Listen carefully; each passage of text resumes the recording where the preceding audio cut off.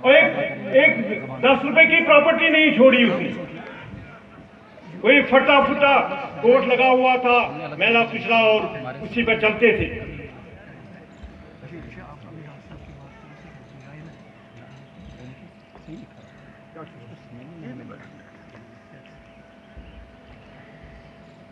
اعوذ باللہ من الشیطان الرجیم بسم اللہ الرحمن الرحیم.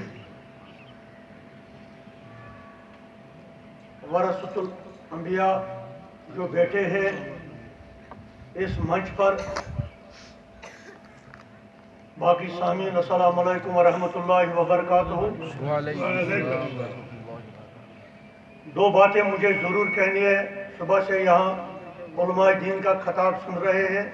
میں کوئی عالم نہیں ہوں، لیکن اس مشن رسول پاک صلی اللہ علیہ وسلم کے مشن کا ایک خاک ہوں. جموں میں پچھلے 20 سال سے میں بھی رہ رہا ہوں، اور یہاں کے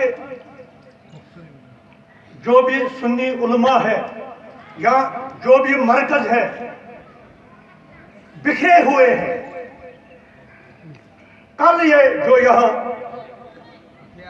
دارالعلوم ادھر دیوبندوں کا ہے، میرے آنکھوں کے سامنے 6 کمرے تھے. اس کو میرے یہ علاقے میں آتا ہے اور وہاں چلہ گزاری کرتا ہے، اس کو چکی گوشہ بولتے ہیں. کہاں سے کہاں پہنچا. لیکن جو بھی یہاں میں 20 سال سے دیکھ رہا ہوں کیا کرتے ہیں. اس لیے ہم نے یہاں داؤدی صاحب بھی آتے ہیں، میرے مسجد سے اس کو ملا ہے نا، اور سات الاولیاء میرے ہی گاؤں میں اس نے بنایا، وہ بھی آتے ہیں یہاں، مگر کچھ کام نہیں. میدان میں جو ہمارے علماء نے بولا کچھ کام یہاں نہیں ہوتا ہے. اور ہم نے اب تحقیق سے کہ جموں کشمیر میں جو پچھلے 100 سال سے مولانا بخاری صاحب رحمۃ اللہ علیہ نے تبلیغ الاسلام کو چلایا، اور کتنے سکول اور کتنے کام انہوں نے کیا ہے. ہم بھی آج 15 دن سے انجمن تبلیغ اسلام کا صدر یہاں بیٹھا ہے، کوئی علماء یہاں نہیں آیا.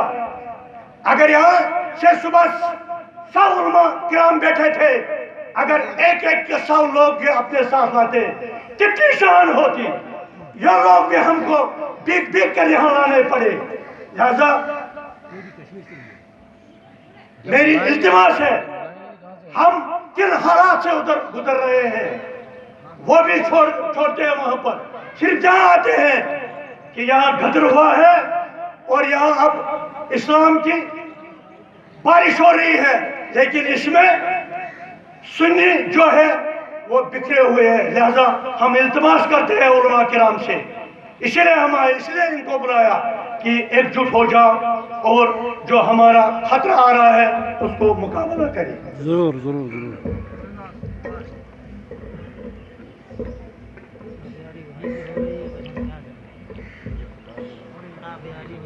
الحمدللہ منشئ الخلق من العدم ثم الصلاة على المختار في القدم مولاي صل وسلم دائما ابدا على حبيبك خير الخلق كلهم.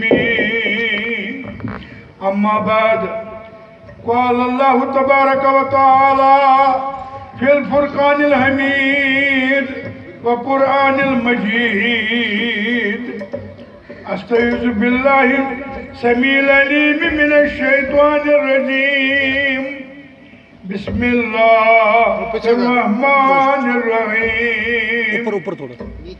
إنا أرسلناك شاهدا ومبشرا ونذيرا لتؤمنوا بالله ورسوله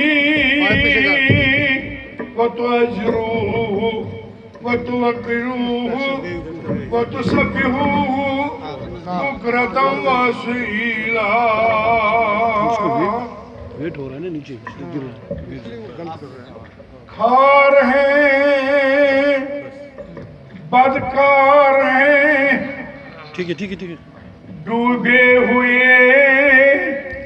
ذلت میں ہیں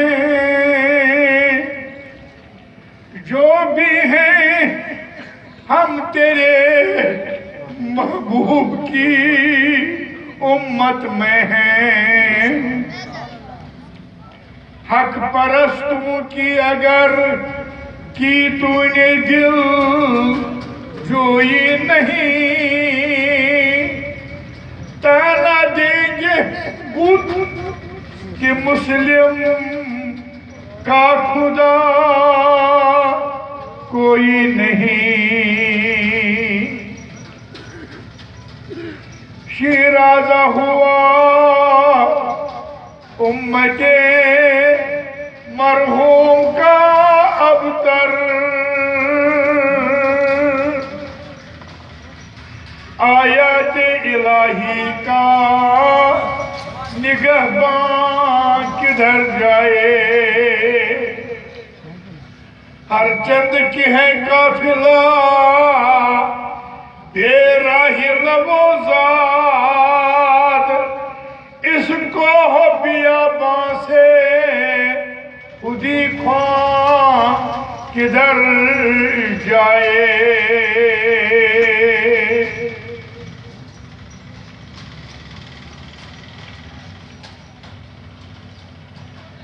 لائق تعظیم و توقیر میر مجلس جناب چودھری محمد سلطان صاحب، صدر محترم منتظم تبلیغ الاسلام جموں و کشمیر، عزیز ملت مولانا فرید الرحمان بخاری صاحب، جنرل سیکرٹری انجمن تبلیغ الاسلام جموں و کشمیر حضرت مولانا الحاج غلام احمد سہروردی صاحب، عزیز گرامی جناب مولانا علیمی صاحب، مولانا مظفر صاحب، مشائخ اعظام، بزرگان دین و ملت، نوجوانان ملت اسلامیہ، السلام علیکم ورحمۃ اللہ تعالی وبرکاتہ. حضرات گرامی، جموں کی سرزمین میرے لیے کوئی نئی نہیں، اگرچہ میں نیا ہوں کیونکہ مر مر کے جیا ہوں، مر مر کے جیا ہوں. کافی تکلیفوں سے گزرنے کے بعد بھی اللہ تبارک و تعالیٰ کا یہ فضل ہے کہ یہ ناچیز آپ کے سامنے زبان کھولنے کی ابھی تک صلاحیت رکھتا ہے. ماشاءاللہ جس صحن میں ہم بیٹھے ہوئے ہیں مجھے یاد آ رہا ہے یہ صحن نہیں تھا، یہاں بیٹھنے کی کوئی جگہ نہیں تھی، یہاں بیٹھا نہیں جا سکتا تھا، اس دارالعلوم کی سنگ بنیاد ابھی نہیں تھی. یہاں چودھری صاحب نے ایک کانفرنس بلائی، میں بھی اس میں شامل تھا، اور اس کانفرنس میں ہی یہ اعلان ہو گیا کہ ہم دارالعلوم قائم کریں گے.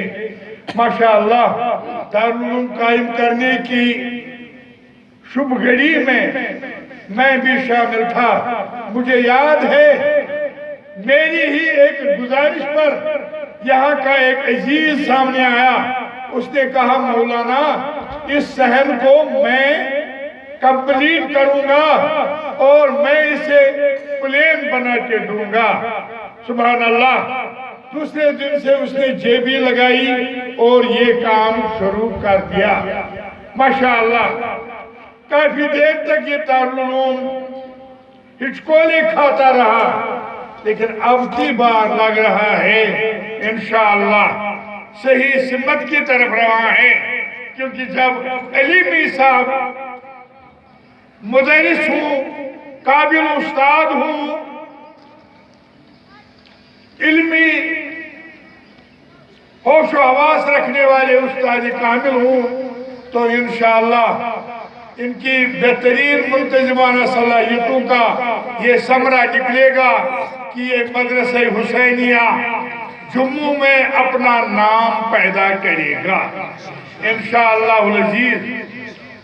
अजीज़ान गिरामी, बुजुर्गान दीन, तकारीर तो बहुत सारी हुई और अभी भी कुछ होने वाली हैं।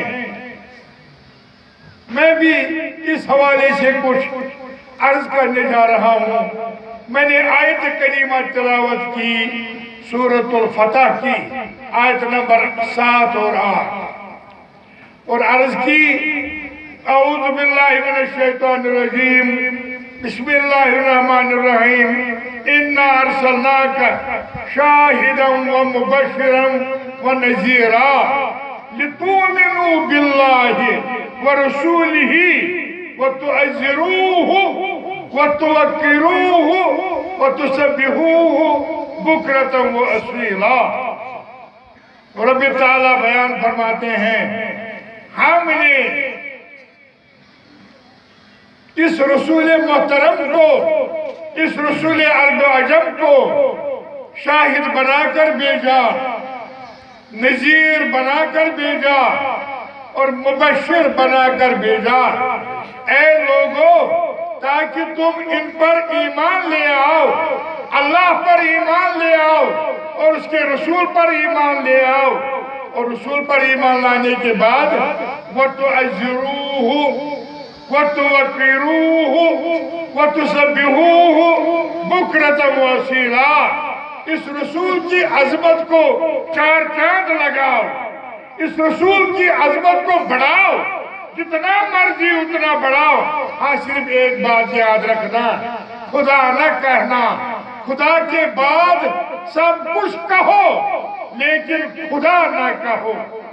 खुदा के बाद सब कुछ कहो लेकिन खुदा न कहो।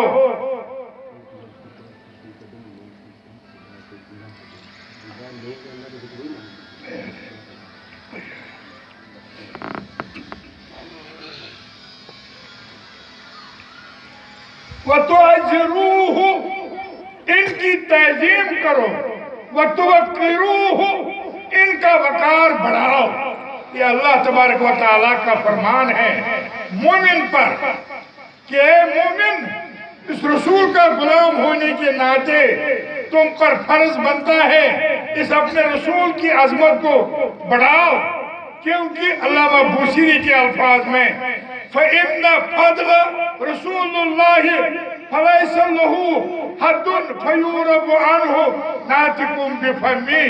क्योंकि रसूल की हद में, रसूल की इज्जत की कोई हद नहीं, रसूल के तौक़ीर की कोई हद नहीं। जहां तक जाओगे बढ़ाते जाओ, कदर बढ़ाओ, हिम्मत बढ़ाओ, इज्जत बढ़ाओ। हाँ, सिर्फ ये ख्याल रखना, अल्लाह को अल्लाह समझना और रसूल को रसूल समझना।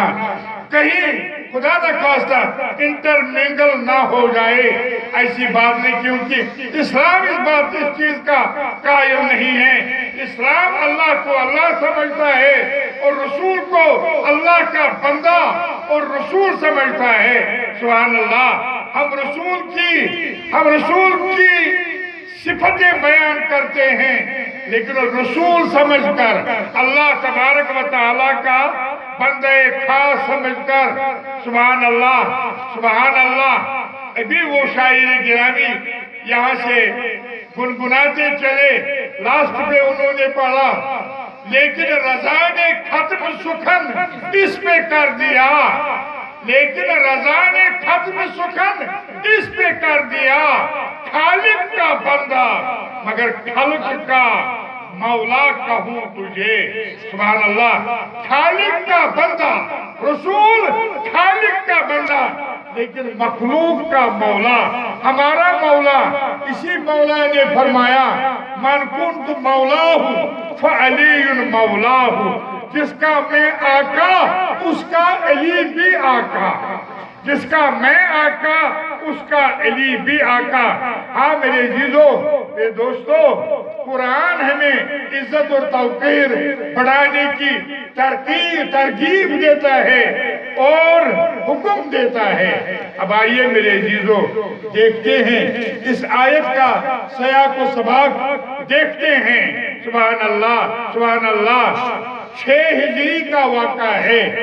سنہ ہے 6 ہجری. یعنی رسول خدا صلی اللہ علیہ وسلم مکہ المکرمہ سے مدینہ پہنچے ہوئے 6 سال ان کے گزر گئے.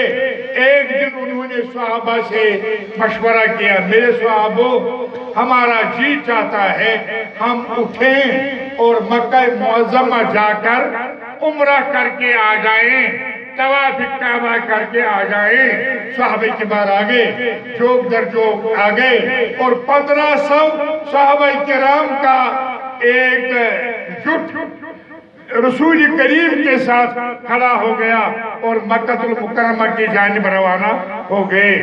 ابھی مکہ المکرمہ نہیں پہنچے تھے، راستے میں ایک جگہ رک گئے، پڑاؤ کیا جس کو حدیبیہ کہتے ہیں.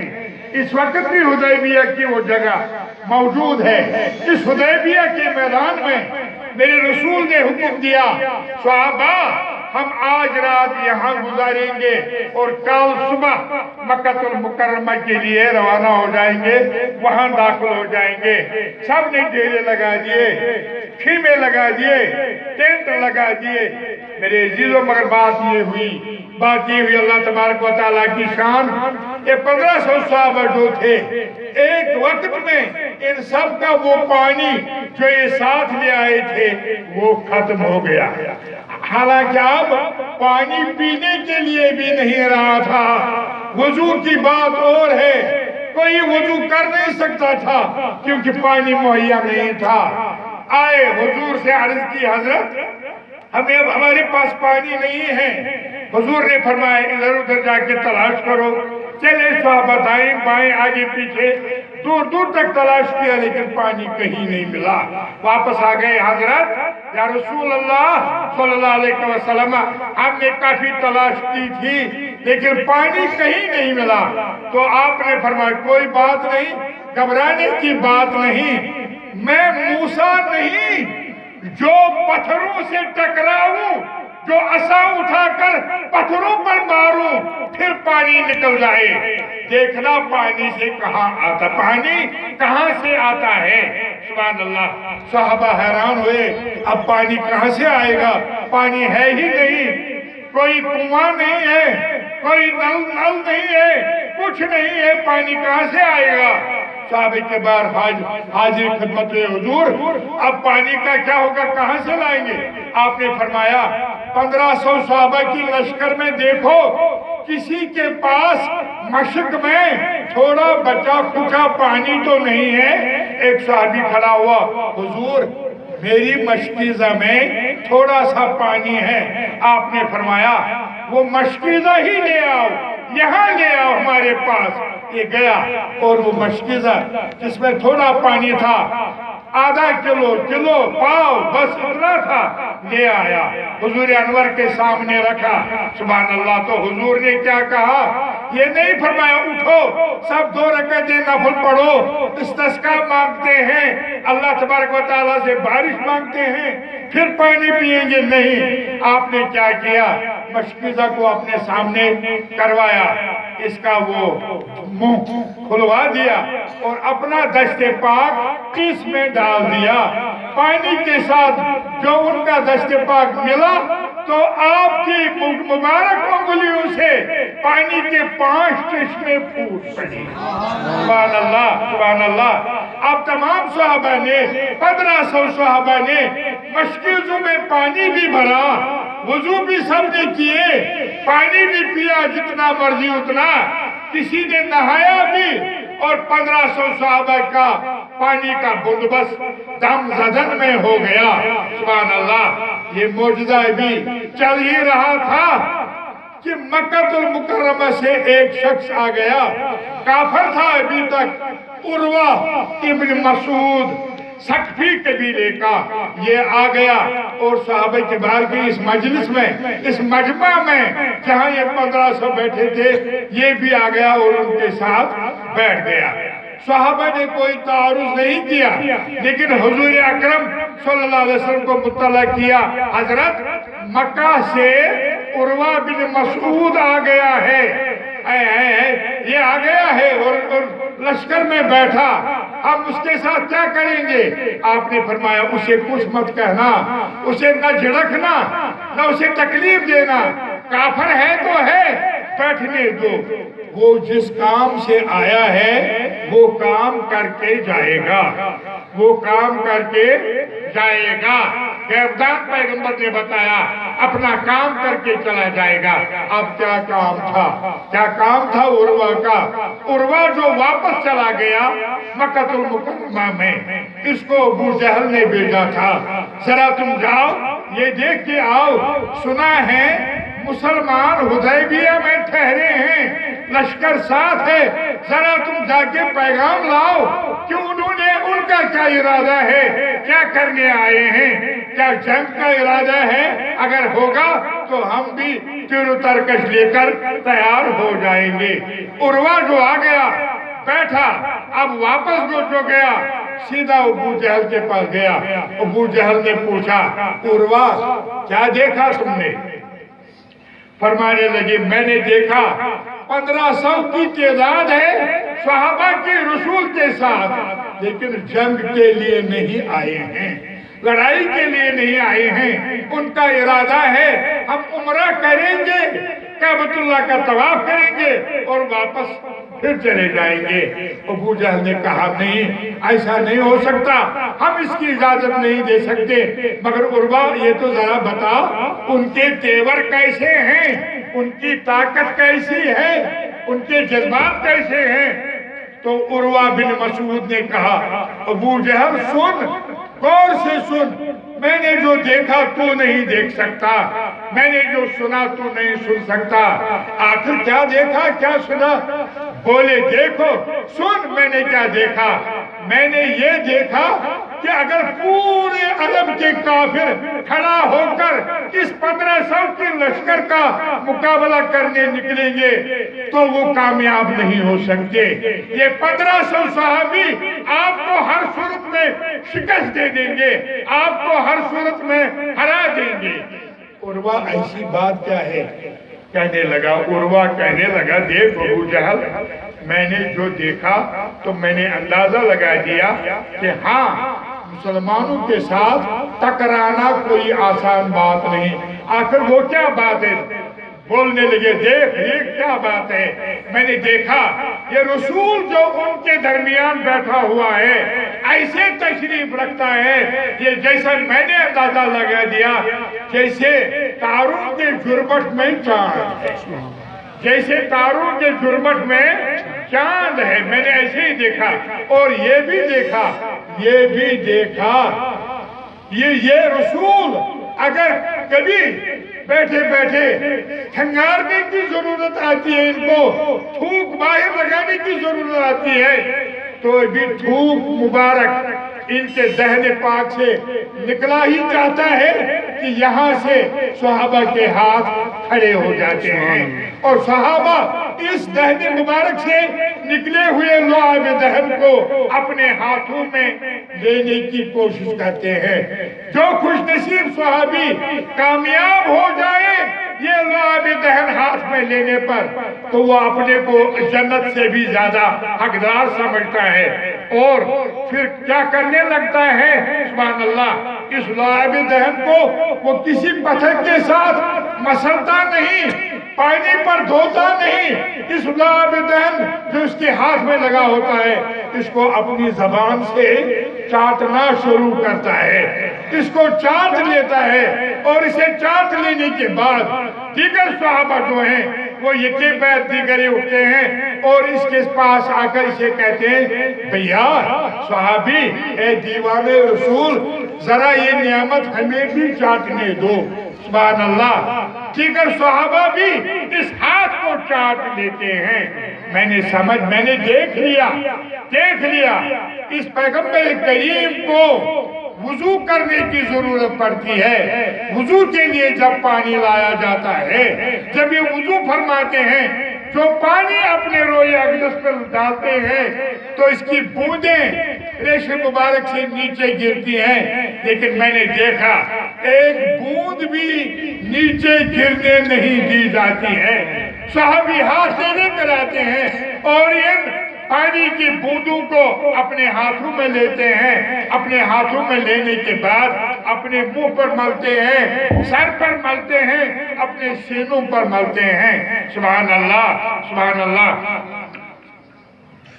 عزیزو، معزز علماء کرام، جموں کے رہنے والے میرے دوستوں، میرے بزرگوں، دین سے واسطہ رکھنے والوں، ذرا بتائیے، قرآن حکیم نے تو کہا تھا وَتُعَزِّرُوهُ، ان کی تعظیم کرو، لیکن یہ نہیں کہا تھا ان کے لعاب دہن کو نیچے مت گرنے دینا، یہ نہیں کہا تھا. لیکن صحابہ نے لعاب دہن کو نیچے گرنے نہیں دیا. قرآن نے کہا تھا وَتُعَزِّرُوهُ وَتُوَقِّرُوهُ، ان کی تعظیم کرو، ان کی توقیر کرو، لیکن یہ نہیں کہا تھا جب یہ وضو فرمائیں تو ریش مبارک سے گرنے والی بوندیں اپنے ہاتھ میں لے کر اپنے منہ پر مل لو، یہ نہیں کہا تھا. نہ خود رسول کا فرمان ایسا تھا، نہ خدا نے ایسا فرمایا تھا.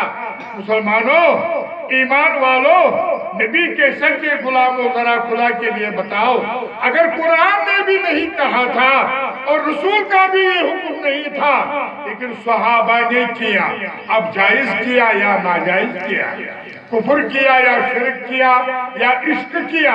سبحان اللہ. تو میرے عزیزوں، آپ کو یہ جواب دینا پڑے گا، مولانا یہ نہ کفر ہے نہ شرک ہے، یہ عشق ہے، کیونکہ حکم بھی نہیں تھا. ہاں یہ عشق ہے، عشق خود سے کیا جاتا ہے، عشق کے لیے کسی حکم کی ضرورت نہیں پڑتی. اللہ اللہ. میرے عزیزوں، میرے بزرگوں، ذرا دیکھتے جائیے، ذرا دیکھتے جائیے. بخاری شریف سے پوچھئے، اس بارے میں خاموش ہیں. مسلم شریف سے پوچھئے، اس بارے میں خاموش ہیں.